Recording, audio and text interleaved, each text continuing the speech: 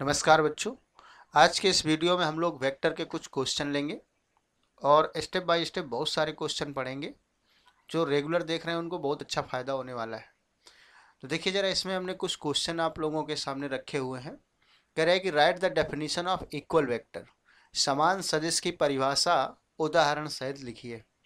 तो वैसे अगर आप लोगों को बताएं कि जो इक्वल वेक्टर होते हैं, इक्वल वेक्टर में होता क्या है, आप ही लोग ज़रा सोचिए अपने माइंड में कि इक्वल वेक्टर कैसे होते हैं। इक्वल वेक्टर में दो चीज़ें आती हैं। पहली चीज़ तो ये आती है कि दो वेक्टर अगर आपके पास हैं, जैसे एक वेक्टर है ए बी और दूसरा वेक्टर है बच्चों सी डी, तो इसमें से इनकी डायरेक्शन भी सेम होगी। अब ज़रूरी नहीं है कि इनकी डायरेक्शन मतलब पैरेलल हैं, इस प्रकार से बिल्कुल एक दूसरे के ऊपर हों, ऐसा कोई ज़रूरी नहीं है। ये वेक्टर इस प्रकार से भी हो सकते हैं, जैसे मान लो दो vector A B C D हमने यहाँ ले लिए हैं और भी वेक्टर हम यहाँ पर ले लेते हैं, लेकिन इनकी जो डायरेक्शंस हैं वो सब एक जैसी ही होंगी। यहाँ पर पी क्यू आर एस ले लेते हैं। मान लेते हैं कि ये वाला जो वेक्टर है ये पी क्यू है और ये आर एस है, इस प्रकार से। तो यहाँ पर जो हम लोग ये सब वेक्टर्स देख रहे हैं, ये सारे के सारे वेक्टर्स क्या हैं, दो चीज़ें इनमें सेम है। पहले तो नंबर एक पर इनकी डायरेक्शन सेम है, जितने भी वेक्टर आप देख रहे हैं। और दूसरी चीज़, इन वेक्टर्स की क्या है, मैग्नीट्यूड सेम है। तो जिस समय डायरेक्शन सेम होती है तो उस समय आप लोग देख सकते हैं कि दोनों एक ही दिशा में रहेंगे, और जब मैग्नीट्यूड सेम होगा तो इसकी लंबाई बराबर होगी, तब ये दोनों वेक्टर बराबर हो सकते हैं। अर्थात हम लोग कह सकते हैं कि जो वेक्टर ए बी है और वेक्टर जो आप सी डी ले रहे हैं, अब ये वेक्टर बराबर है। डायरेक्शन सेम होने से वैसे भी पैरेलल हो जाते हैं, समांतर हो जाते हैं। और आपने अगर पहले वीडियो देखा होगा तो हमने आपको बताया था कि अगर दो वेक्टर सेम है तो दो चीज़ आप लिख सकते हैं कि जो ए बी रेखाखंड होगा वो सी डी के पैरेलल होगा, और ए बी जो रेखाखंड होगा वो सी डी के इक्वल होगा।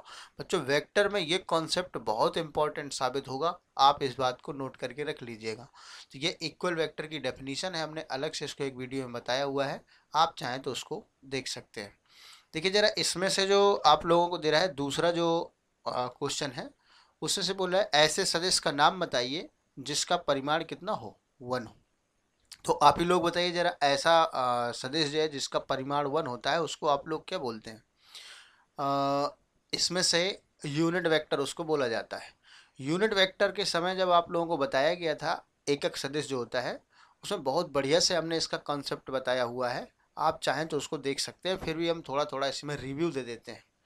ऐसा वेक्टर जिसका मैग्नीट्यूड यूनिट होता है, मतलब उसका जो परिमाण है वो इकाई होता है, उसको आप लोग बोलते हैं यूनिट वेक्टर। जैसे मान लीजिए वेक्टर ले लेते हैं, और इस वेक्टर का नाम हम लोग अगर ए बी लिखते हैं, तो इसमें ए बी का जो मॉडुलस होगा वो मॉडुलस अगर 1 के इक्वल आ जाता है तो ये हो जाता है।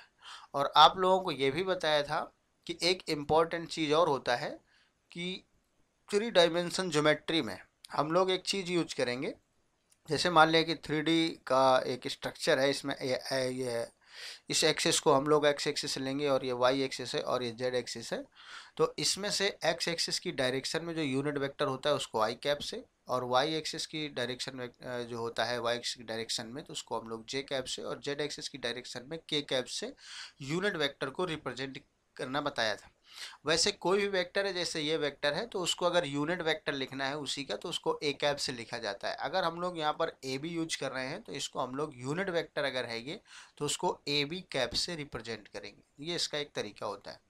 नेक्स्ट क्वेश्चन आप लोगों से बोल रहा है, कह रहा है कि निम्नलिखित को सदिश एवं अदिश, राइट द फॉलोइंग क्वांटिटीज, इनमें से बोल रहा है कि आर वेक्टर एंड स्केलर, यानी कौन सी क्वांटिटी जो है वो वेक्टर है और स्केलर है, ये आप लोगों को लिखना है।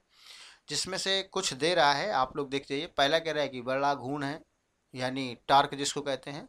दूसरा है त्वरण, एक्सिलरेशन है। तीसरा विशिष्ट ऊष्मा है, विशिष्ट ऊष्मा नहीं होता, विशिष्ट ऊष्मा है। चुंबकीय क्षेत्र है, विशिष्ट ऊष्मा का ये चुंबकीय क्षेत्र यानी मैग्नेटिक फील्ड। और इसके बाद शक्ति यानी पावर, और पृष्ठ तनाव। तो इनको आप लोगों को बताना है, तो आप खुद कमेंट करके बताइएगा इसमें कौन सी क्या है। मतलब जब आप लोग बला ढूंढ लेंगे तो सदिश है, अदिश है, त्वरण है, क्या है, ये आप लोग बनाइएगा। और जो भी देख रहे हो तो कमेंट जरूर करिएगा कौन सी वेक्टर क्वांटिटी है और कौन सी स्केलर क्वांटिटी है। यहाँ पर कुछ क्वेश्चन आप लोगों के सामने रखे हुए हैं, इसमें से बच्चों आप लोगों से बोल रहा है कि सत्य और असत्य आप लोगों को यहाँ पर बताना है, यानी कौन से इसमें सही है और कौन से गलत हैं। इससे क्या होता है कि एक अनुभव अच्छा हो जाता है आप लोगों के पास, अगर ये इस प्रकार के क्वेश्चन थोड़े थोड़े पढ़ लेते हैं। तो वेक्टर स्टार्ट करें हम लोग तो थोड़े मोड़े इस तरह से क्वेश्चन पढ़ लेंगे तो बहुत बढ़िया से हम लोग जो है आगे बढ़ सकते हैं। कह रहे हैं कि write the true and false, spelling अपना सही कर लीजिएगा, लिखने वाले ने गलती कर दी है। तो इसमें से ट्रू एंड फॉल्स लिखना है। तो कह रहे हैं कि सत्य सत्य के रूप में कह रहे हैं कि vector A and minus vector A और कोलिनियर, मतलब कह रहे हैं कि जो ये वेक्टर ए आप लोगों को दे रहा है, ये वेक्टर ए और जो माइनस का है ये वेक्टर ए, ये क्या संरेख हैं? तो ऐसा आप लोगों को बताना है। तो आप ही बताइए ज़रा, ये संरेख होते हैं या नहीं होते हैं? इसमें से अगर हम आप लोगों को बताएं कि जैसे वेक्टर ए अगर है आपके पास, मान लेते हैं कि जैसे वेक्टर ए है, ठीक है ना। तो अगर ये वेक्टर ए किसी भी डायरेक्शन को ले लें, मान लेते हैं जैसे ये है, और इसको आप लोग अगर वेक्टर ए कह रहे हैं, तो इसकी डायरेक्शन अगर केवल चेंज कर दिया जाए तो वो जो है क्या बन जाते हैं, डायरेक्शन चेंज करने से उसका नेगेटिव वेक्टर प्राप्त हो जाता है। तो यहाँ पर आप लोग जो है जैसे इस तरह से ले लें, इसी में से एक इधर को ले रहे हैं, इस तरह से देखते हैं। मान लेते हैं कि जैसे इसी की डायरेक्शन में यहाँ से ले लें, ऐसे। तो बताइए ज़रा, ये इसी की डायरेक्शन में है लेकिन उसमें क्या है कि इसकी डायरेक्शन उल्टी हो गई है, और जब इसकी डायरेक्शन उलट जाएगी, उल्टी हो जाएगी, तो ये माइनस वेक्टर ए हो जाएगा। तो देखिए वेक्टर के लिए ये नेगेटिव वेक्टर के लिए अब आप ही लोग बताओ कि ए और माइनस ए हमेशा कोलिनियर, तो कोलिनियर तो होते हैं क्या? हमेशा कोलिनियर होते हैं। तो अगर देखा जाए जैसे वेक्टर ए है तो इसकी डायरेक्शन को अगर बदल दिया जाए तो ये बन जाएगा क्या, माइनस का वेक्टर ए बन जाएगा। लेकिन अगर उसका फ्री वेक्टर यहाँ बना दिया जाए तो ये भी माइनस ए कहलाएगा। फ्री वेक्टर के कॉन्सेप्ट से अगर देखा जाए तो वैसे तो देखा जाए तो वेक्टर ए और माइनस वेक्टर है, आप लोगों ने पढ़ा होगा कि वेक्टर ए अगर कोई वेक्टर दिया गया है तो उसमें जो माइनस वेक्टर ए होगा तो उसकी डायरेक्शन अपोजिट हो जाएगी। लेकिन अगर उसी का फ्री वेक्टर हम बाहर बना दें तो वो भी माइनस वेक्टर ए ही कहलाएगा। तो आप खुद ही इसका जवाब दीजिएगा कि ये क्या संरेख होंगे या संरेख नहीं होंगे। कह रहा है कि दो संरेख सदिशों का परिमाण सदैव समान होता है, अर्थात the magnitude of two collinear vectors are equal. यानी संरेख सदिश के बारे में ये चर्चा कर रहा है और कह रहा है कि आपके पास दो संरेख सदिश हैं, एक ही रेखा पर पड़ने वाले सभी वेक्टर्स को आप लोग कहते हो संरेख सदिश। जैसे मान लीजिए हमने ये ले लिया है, एक रेखा है और इसमें से एक वेक्टर ये है आपके पास, और इसमें से हम अगर दूसरा वेक्टर आप लोगों को लेकर के दिखाएं तो माना कि दूसरा वेक्टर ये है। और बताइए जरा इनका जो है दो सदिश है, संरेख हैं, एक ही रेखा में है, तो क्या इनका परिमाण सदैव समान होगा? अब आप ही लोगों को सोचना है कि क्या इन दोनों का परिमाण, जैसे वेक्टर आपने ए भी लिया है और दूसरा वेक्टर यहाँ पर आप लोगों ने सी डी लिया है, तो आप ही लोग बताइए जरा क्या इनका परिमाण हमेशा समान होगा? क्या ऐसा जरूरी है? ये आंसर आपको ही देने हैं। तो एक वेक्टर ये दिख रहा है, दूसरा दिख रहा है, एक ही रेखा में है, संरेख है, इसकी डायरेक्शन अपोजिट भी हो सकती है, तो क्या उनका परिमाण जो है समान होगा? आप लोग खुद डिसाइड कीजिए और कमेंट जरूर करिएगा। कह रहे हैं कि समान परिमाण वाले दो सदिश संरेख होते हैं। अब देखिए ये कितना बढ़िया क्वेश्चन है। कह रहे हैं कि the magnitude of two collinear vectors always equal. दो परिमाण समान के दो सदिश हैं, मतलब ऐसे दो वेक्टर हैं जिनका मैग्नीट्यूड क्या है, इक्वल है।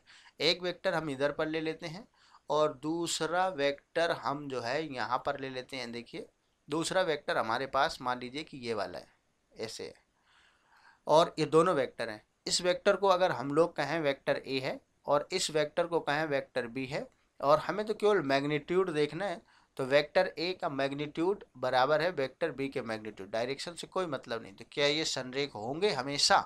आप ही लोग बताइए जरा, क्या ये संरेख बन सकते हैं? हमेशा बनेंगे या बन भी सकते हैं, नहीं भी बन सकते हैं। इसके बाद कह रहा है कि समान परिमाण वाले दो सदिश समान होते हैं। समान परिमाण वाले दो संरेख सदिश समान होते हैं क्या? समान परिमाण वाले मतलब जैसे संरेख सदिश का नाम ले रहा है तो इसमें से हम सबसे पहले क्या करेंगे, एक संरेख सदिश दो बना करके आपको बताते हैं, फिर आप लोग इसमें डिसाइड करिएगा कि होगा या नहीं होगा। कह रहा है समान परिमाण वाले दो संरेख सदिश, तो हमने एक ये ले लिया, ठीक है ना। इसमें से अगर ना दिख रहा हो तो हम आप लोगों को दूसरे कलर से बताते हैं दिखा करके। जैसे ये है, एक वेक्टर आपके पास ये है, ठीक है ना। तो ये वेक्टर तो आपने देखा कि कहाँ से कहाँ तक आ रहा है, यहाँ से लेकर के यहाँ तक है। और दूसरा वेक्टर हम और ले लेते हैं, दूसरा वेक्टर मान लेते हैं ये है इधर पर। आपको ये डिसाइड करना है कि संरेख सदिश तो हैं। अब बताइए जरा, ये भी तो संरेख सदिश ही हैं और परिमाण भी इनका समान है। क्या ये संरेख सदिश ही हैं? ये दोनों एक ही रेखा में है।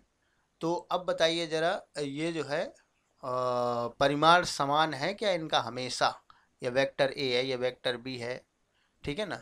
तो यानी एक ही रेखा में पढ़ने वाले वेक्टर को हम लोग संरेख कहते हैं, तो उनकी डायरेक्शन भी तो ऐसी हो सकती है ना। तो क्या ये हमेशा सही है? आप लोग सोच करके देखिए जरा इसके बारे में और कमेंट करिएगा। इसके बाद जो यहाँ पर कुछ क्वेश्चन हम आप लोगों को उठाएंगे, जिसमें से आज एक आध क्वेश्चन आप लोगों को सॉल्व करवाएंगे, बाकी नेक्स्ट में करवाएंगे। कह रहा है कि A B C D is a pentagon, then prove that vector A B plus vector B C plus vector C D, इनमें बच्चों सारे इनके ऊपर वेक्टर लगा हुआ है, A B plus B C plus C D plus D E plus E A equal to 0 होता है। और ये हमको दे रहा है कि ये पेंटागन है। पेंटागन का मतलब पंचभुज से है, और ये इक्वल जरूरी नहीं है कि इसकी सभी भुजाएं बराबर हैं, लेकिन ये एक पेंटागन आप लोग देख रहे हैं। तो हम सबसे पहले एक पेंटागन तैयार करते हैं, ठीक है ना। और ए बी सी डी ई बोल रहा है, तो हम लोग एक पेंटागन लेते हैं। मान लेते हैं जैसे एक वेक्टर, एक लाइन सेगमेंट ये है, और इसके बाद दूसरा जो है यहीं से जोड़ देते हैं, दूसरा वाला ये हो गया, और तीसरा पेंटागन बोल रहा है। कोई ऐसा ज़रूरी नहीं है कि आप ऐसे ले लें, इक्वल ही लेने हैं। तो मान लेते हैं कि हमारे पास एक पेंटागन है, ठीक है ना। और इसका नाम ये दिया गया है ए बी सी डी और ई, इस प्रकार से। तो इसमें से जो हमारा एम है, लक्ष्य है, जो हमको प्रूव करना है, वो कुछ इस प्रकार से है। कह रहा है कि वेक्टर ए बी, पूरे में वेक्टर रहता है भाई, एक एक ही लेटर पर नहीं होगा, प्लस वेक्टर बी सी और प्लस वेक्टर सी डी और प्लस वेक्टर डी ई और प्लस वेक्टर ई ए, इसकी वैल्यू शून्य होगी। ये आप लोग, शून्य का मतलब यहाँ संख्या से नहीं है, नल वेक्टर से है। वैसे अगर ओरिजिनलिटी देखी जाए तो यहाँ पर नल वेक्टर होगा, इससे आप लोगों को बताना है। तो इसमें से कह रहा है ए बी है, जो ए बी वेक्टर है। यहाँ क्वेश्चन में जिसके ऊपर वेक्टर लगा है उन पर हम लोग लगा देंगे एरो।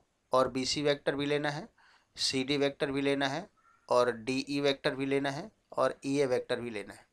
तो ये आप लोगों को काम करना है। तो इसके लिए हम आप लोगों को बताएं कि ट्रायंगल बाई ट्रायंगल पार्ट, अगर ट्रायंगल रूल से हम लोग इसको करना चाहते हैं, तो एक काम करते हैं कि ट्रायंगल रूल हम लोग यहाँ पर फॉलो करेंगे और ट्रायंगल रूल से ही लगा देंगे। तो अब आप ही बताइए ज़रा, इसमें से जो आप लोगों ने ये जो जोड़ा अभी, वैसे आप लोग इसको डैट डैट डैश बनाइएगा, डॉटेड, क्योंकि ये वेक्टर था नहीं, लेकिन हमने यहाँ पर इनका ऐड करके बना रहे हैं।